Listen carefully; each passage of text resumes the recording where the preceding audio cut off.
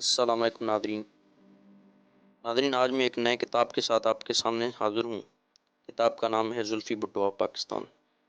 اس کتاب میں چیپٹر 1 میں بچپن اور خاندانی پس منظر، یہ آپ باب ذوالفقار علی بھٹو کے خاندانی پس منظر، ان کے والد شاہ نواز بھٹو کی سیاست اور جاگیردارانہ اثر و رسوخ پر روشنی ڈالتا ہے۔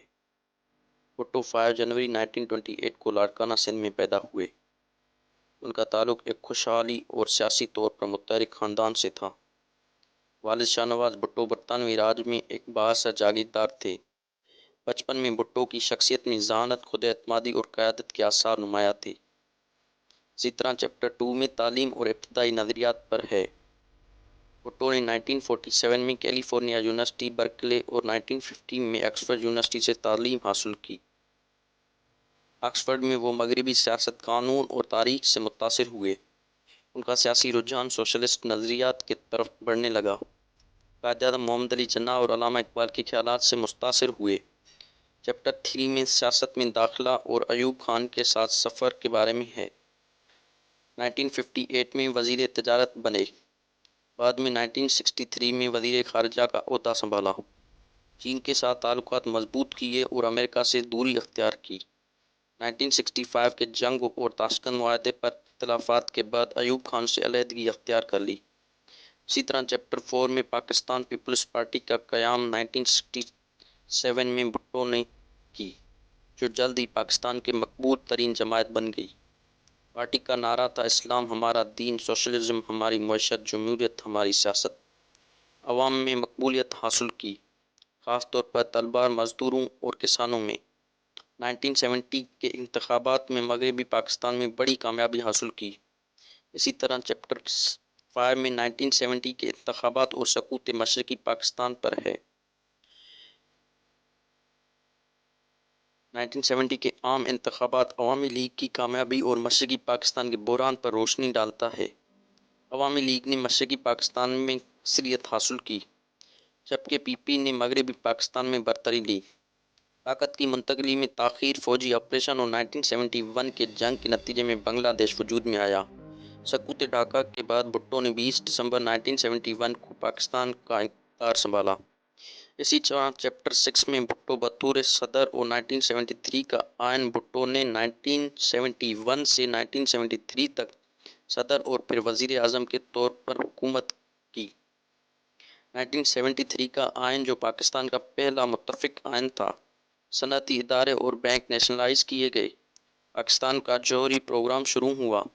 اسی طرح چیپٹر 7 میں جوہری پروگرام اور عالمی دباؤ پر ہے۔ 1974 میں جوہری پروگرام کی بنیاد رکھی۔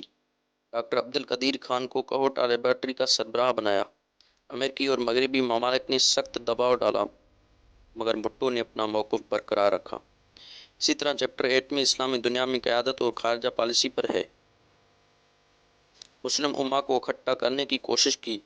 سعودی عرب اور دیگر مسلم ممالک سے قریبی تعلقات بنائے۔ چین، روس اور عرب ممالک کے ساتھ تعلقات مضبوط کیے۔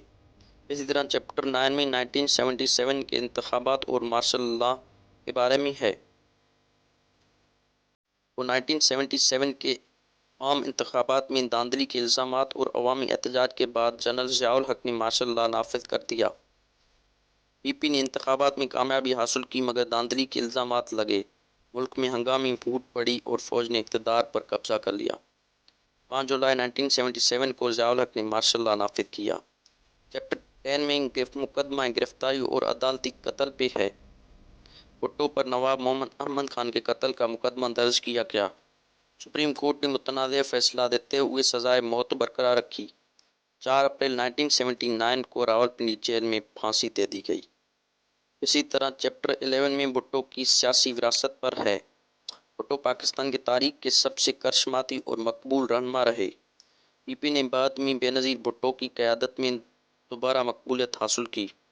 ان کے مخالفین انہیں متنازع سیاستدان سمجھتے تھے، مگر حامی انہیں عوامی لیڈر مانتے تھے۔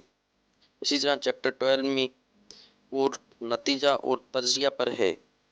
یہ کتاب کا حتمی تجزیہ فراہم کرتا ہے کہ بھٹو کی پالیسیاں، فیصلے اور کردار کس طرح پاکستان کے تاریخ پر اثر انداز ہوئے۔ بھٹو نے جمہوریت، معیشت اور خارجہ پالیسی میں انقلابی تبدیلیاں کی۔ ان کی خارجہ پالیسی، جوہری پروگرام اور اسلامی دنیا میں قیادت کے عزائم نمایاں رہے۔ سیاسی مخالفین اور عدالتی قتل نے انہیں ایک متنازع مگر تاریخی شخصیت بنا دیا۔